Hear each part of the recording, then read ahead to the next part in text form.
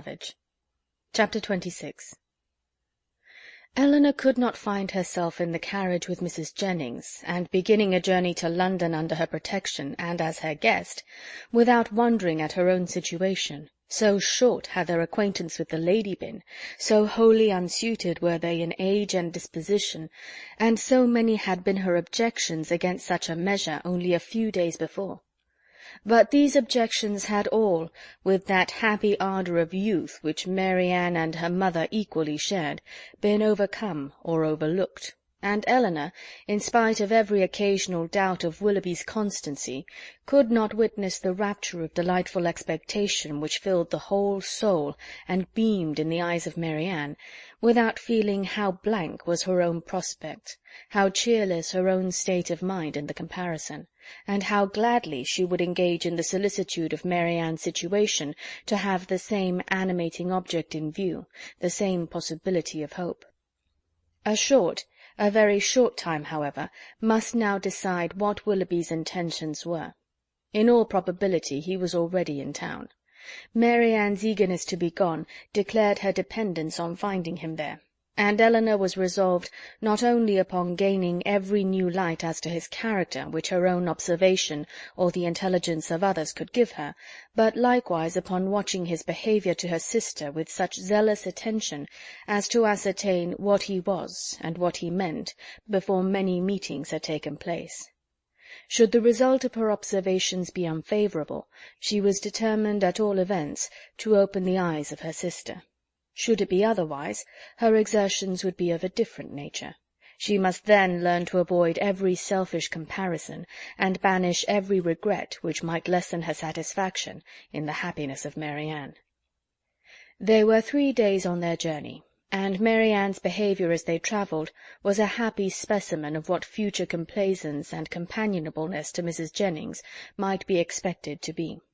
She sat in silence almost all the way, wrapped in her own meditations, and scarcely ever voluntarily speaking, except when any object of picturesque beauty within their view drew from her an exclamation of delight exclusively addressed to her sister. To atone for this conduct, therefore, Eleanor took immediate possession of the post of civility which she had assigned herself, behaved with the greatest attention to Mrs. Jennings, talked with her, laughed with her, and listened to her whenever she could. And Mrs. Jennings, on her side, treated them both with all possible kindness, was solicitous on every occasion for their ease and enjoyment, and only disturbed that she could not make them choose their own dinners at the inn, nor extort a confession of their preferring salmon to cod, or boiled fowls to veal cutlets. They reached town by 3 o'clock the 3rd day, glad to be released after such a journey from the confinement of a carriage, and ready to enjoy all the luxury of a good fire. The house was handsome, and handsomely fitted up, and the young ladies were immediately put in possession of a very comfortable apartment. It had formerly been Charlotte's, and over the mantelpiece still hung a landscape in coloured silks of her performance, in proof of her having spent 7 years at a great school in town to some effect. As dinner was not to be ready in less than 2 hours from their arrival, Eleanor determined to employ the interval in writing to her mother, and sat down for that purpose. In a few moments Marianne did the same. "I am writing home, Marianne," said Eleanor. "Had not you better defer your letter for a day or two?"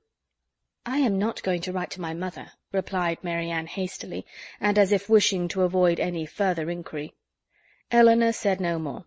It immediately struck her that she must then be writing to Willoughby, and the conclusion which as instantly followed was that, however mysteriously they might wish to conduct the affair, they must be engaged. This conviction, though not entirely satisfactory, gave her pleasure, and she continued her letter with greater alacrity. Marianne's was finished in a very few minutes. In length it could be no more than a note. It was then folded up, sealed, and directed with greater rapidity. Eleanor thought she could distinguish a large W in the direction, and no sooner was it complete than Marianne, ringing the bell, requested the footman who answered it to get that letter conveyed for her to the 2-penny post. This decided the matter at once. Her spirits still continued very high, but there was a flutter in them which prevented their giving much pleasure to her sister, and this agitation increased as the evening drew on. She could scarcely eat any dinner, and when they afterwards returned to the drawing-room, seemed anxiously listening to the sound of every carriage. It was a great satisfaction to Elinor that Mrs. Jennings, by being much engaged in her own room, could see little of what was passing. The tea-things were brought in, and already had Mary Ann been disappointed more than once by a rap at a neighbouring door, when a loud one was suddenly heard, which could not be mistaken for one at any other house. Elinor felt secure of its announcing Willoughby's approach, and Mary Ann, starting up, moved towards the door. Everything was silent. This could not be borne many seconds. She opened the door, advanced a few steps toward the stairs, and, after listening half a minute, returned into the room in all the agitation such a conviction of having heard him would naturally produce. In the ecstasy of her feelings at that instant, she could not help exclaiming, "Oh, Elinor, it is Willoughby, indeed it is," and seemed almost ready to throw herself into his arms, when Colonel Brandon appeared. It was too great a shock to be borne with calmness, and she immediately left the room. Elinor was disappointed too, but at the same time her regard for Colonel Brandon ensured his welcome with her, and she felt particularly hurt that a man so partial to her sister should perceive that she experienced nothing but grief and disappointment in seeing him. She instantly saw that it was not unnoticed by him, that he even observed Mary Ann as she quitted the room with such astonishment and concern as hardly left him the recollection of what civility demanded towards herself. "Is your sister ill?" said he. Elinor answered in some distress that she was, and then talked of headaches, low spirits, and over-fatigues, and of everything to which she could decently attribute her sister's behaviour. He heard her with the most earnest attention, but, seeming to recollect himself, said no more on the subject, and began directly to speak of his pleasure at seeing them in London, making the usual inquiries about their journey and the friends they had left behind. In this calm kind of way, with very little interest on either side, they continued to talk, both of them out of spirits, and the thoughts of both engaged elsewhere. Elinor wished very much to ask whether Willoughby were then in town, but she was afraid of giving him pain by any inquiry after his arrival, and at length, by way of saying something, she asked if he had been in London ever since she had seen him last. "Yes," he replied with some embarrassment, "almost ever since. I have been once or twice at Delaford for a few days, but it has never been in my power to return to Barton."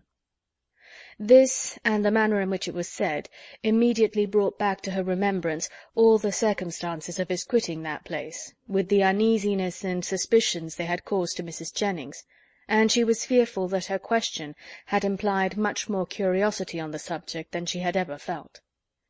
Mrs. Jennings soon came in.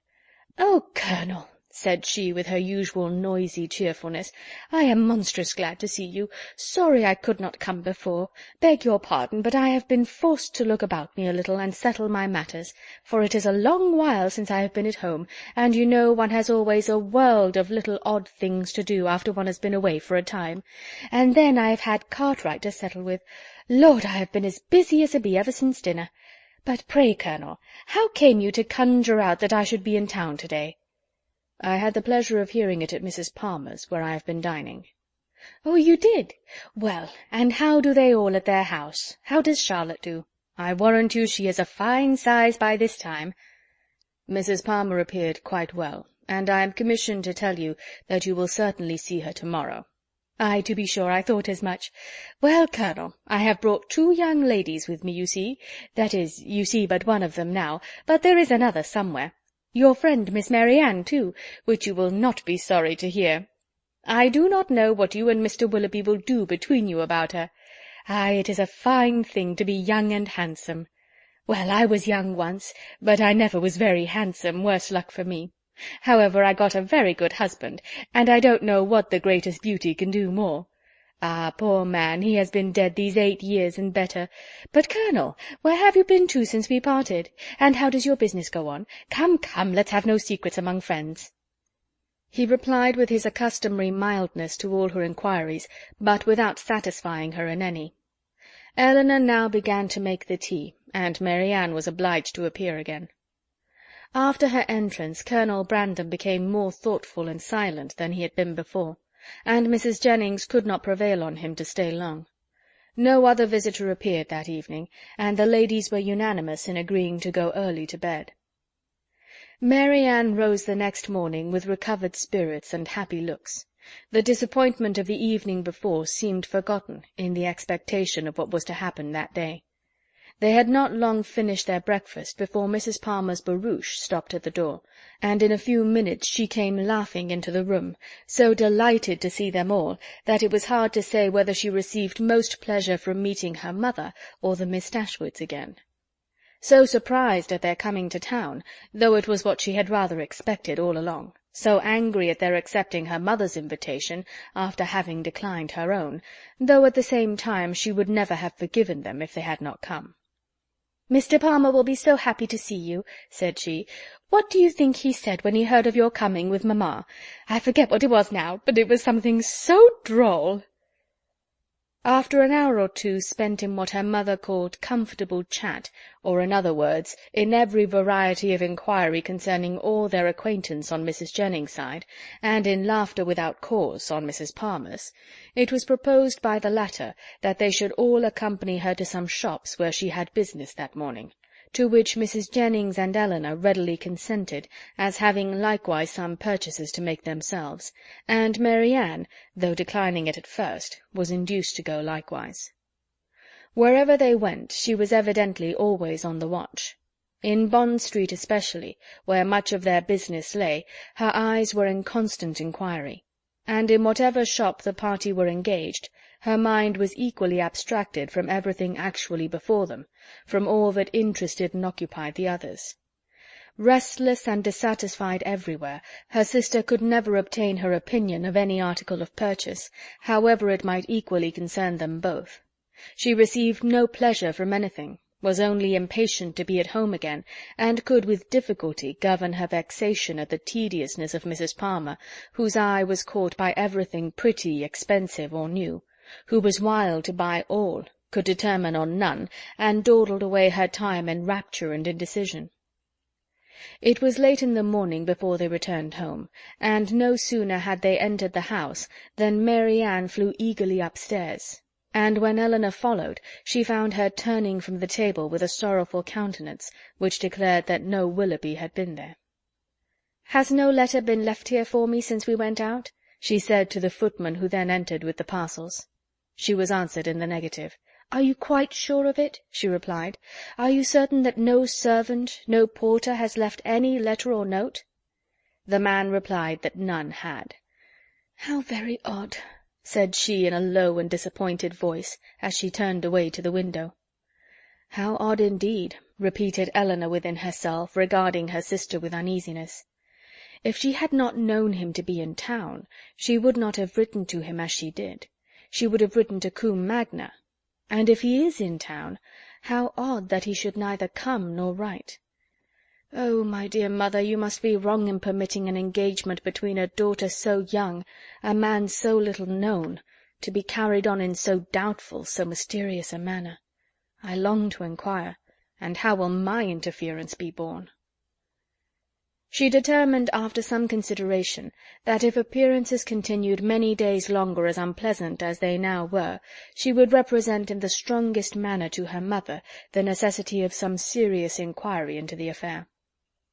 Mrs. Palmer and two elderly ladies of Mrs. Jennings's intimate acquaintance, whom she had met and invited in the morning, dined with them. The former left them soon after tea to fulfil her evening engagements, and Eleanor was obliged to assist in making a whist table for the others. Mary Ann was of no use on these occasions, as she would never learn the game, but though her time was therefore at her own disposal, the evening was by no means more productive of pleasure to her than to Eleanor, for it was spent in all the anxiety of expectation and the pain of disappointment. She sometimes endeavoured for a few minutes to read, but the book was soon thrown aside, and she returned to the more interesting employment of walking backwards and forwards across the room, pausing for a moment whenever she came to the window, in hopes of distinguishing the long-expected rap. Chapter 26